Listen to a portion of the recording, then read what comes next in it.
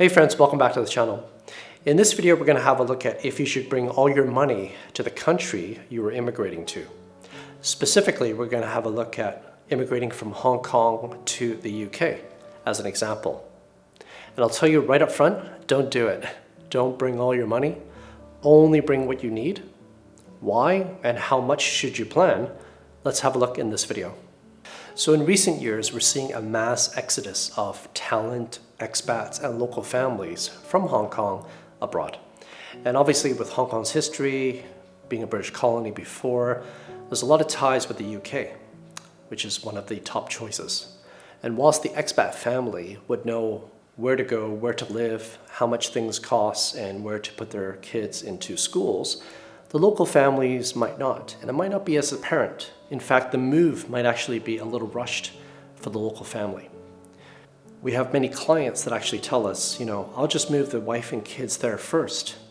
I'll be an astronaut between two of the countries and not trigger any taxes. And whilst this is actually what we want to do, that family might actually be triggering a massive inheritance bill at the end. And so to prevent this, we actually need proper trust and insurance planning, and it's actually not that difficult. But let's have a look at what we're up against first. So the major difference between living, residing, and retiring in Hong Kong versus abroad is going to be the tax system. Hong Kong is very favorable when it comes to taxes, but that's not the same case abroad.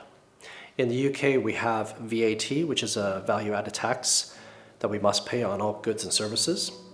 We have income tax that obviously we must pay, and the top bracket is 45%. Property taxes, capital gains taxes, which are about 28%. All these have sort of progressive tiers. And there's the biggest one, which is actually the inheritance tax, which triggers if you're above £500,000 or 5 million Hong Kong. Most of us are above 5 million Hong Kong in terms of our net worth that we want to pass down to our children or our loved ones. So definitely this is something we need to manage. And around the world, Japan, Korea, USA, Canada, they're all the same. Hong Kong is currently at 0%, but previously it was actually 16% back in the day. In Chinese, we have a saying that the wealth rarely transfers more than 3 generations. It's because of these massive inheritance tax amounts, 40 to 50%. So let's have a look at a case example. So a typical client has various assets in Hong Kong. A profile of that client could have something like property that's worth 15 million Hong Kong, insurance policies where the sum insured is about $3 million, an MPF, 2 million, savings in the bank, which might be 5 million, investments in stocks, 5 million. Total assets might be about 30 million. So if you do all that math and if you bring this abroad with the inheritance tax rate, basically you're going to pay £1 million, or someone has to pay £1 million before that estate can be transferred over. £1 million.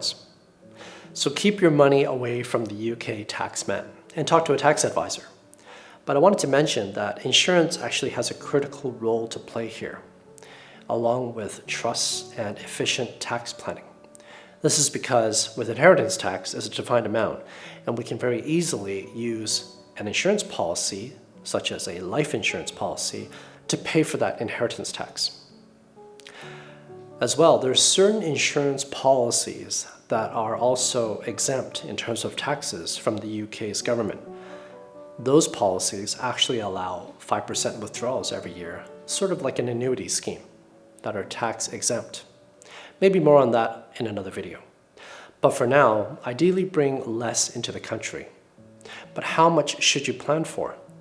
So for your consideration and to sort of give you a feel of prices in the UK, generally going to have a look at 3 main areas, and that is property, schools, with regards to public and private schools, and also if you're going to work and what you're going to make. So let's have a look at each. So for property, in terms of if you're going to purchase a property outright, or if you're going to get a mortgage, or if you're going to rent, generally here's some information. If you're going to purchase a property, if you look at this article by rightmove.com, London's obviously the most expensive at about £600,000, £700,000. for a property. The Southwest is generally about 200,000 to 300,000, and it varies across the country. Similar can be seen with this article by IG that London is 700,000, Southwest is about 300,000. So those are rough ballpark figures. But do you know where you're going to buy or settle down right away? You might not, because this might depend on where kids go to school or where you find a job. So you might have to actually plan for 1 year's rent in any one of these cities. So that's obviously something we want to consider.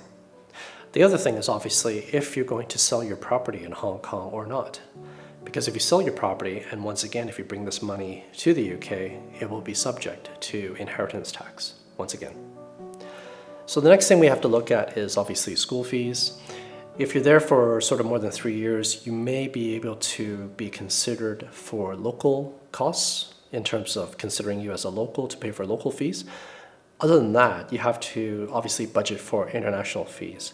So if we reference topuniversities.com, it basically says for the UK and EU students at English universities, they're paying about £9,000. Call that £10,000. For international students, it starts from £10,000 to about £38,000 for a medical degree at a university.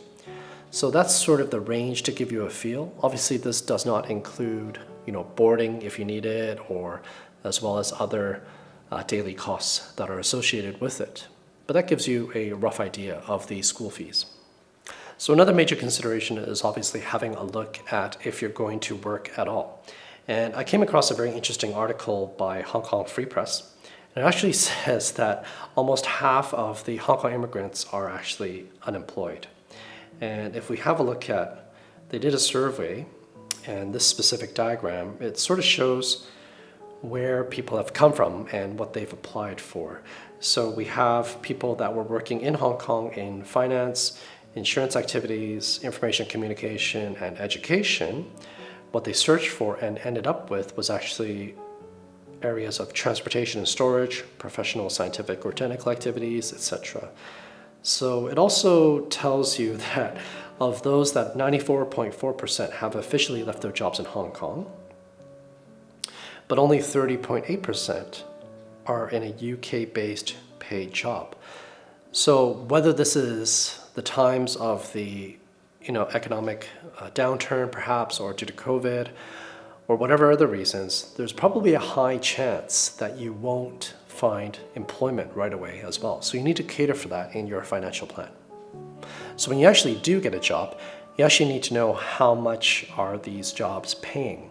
So if we have a look at some of UK's top paying industries for financial and insurance activities, you're roughly talking about £43,000 a year. If you're in the electricity, gas, air conditioning supply industry, you're 42,000, mining, information and communications, etc. Professional, scientific, and technical activities, generally about £37,000. And the average UK salary is £39,000 for those working full-time and £13,000 for those with part-time jobs. So yes, we get it. Monthly expenses are probably lower in the UK, but with inflation, we don't know. There's still VAT, taxes on goods and services. It might just wash out. So this is something you need to plan for and have a mental expectation that you're going to be earning much less. So to sum it up, only bring what you need. Now that might actually depend on how you are immigrating to the UK. So there's various different tier structures if you come as an innovator, etc. For Hong Kong, there's the BNO program, which for the BNO program, it is 5 years. And then after 1 year, you can apply for the passport and a tax residency in the UK. So basically, you're looking at about 6 to 7 years worth of expenses. Add that to perhaps a property deposit or a property purchase in full or rent. Add that to also university costs or education costs, and therefore you would have a framework of what to work with or plan for before you move to the UK, and only bring that amount because everything else could and would most likely be subject to inheritance tax. Your family will thank you for it. So now that this inheritance tax actually becomes quite definable, we can then plan and purchase a life insurance policy to pay for this inheritance tax, such that upon your passing, this does not become a burden to your loved ones, and your assets can efficiently transfer to them. We couple this with proper trust planning, and now you have a solid financial solution going into this transition. But take it slow. Talk to a financial consultant or tax advisor. And if you do invest in one of these insurance products and want to know why they're one of the safest investments around, check the links at the end of this video. Thank you for watching, and I'll see you in the next one.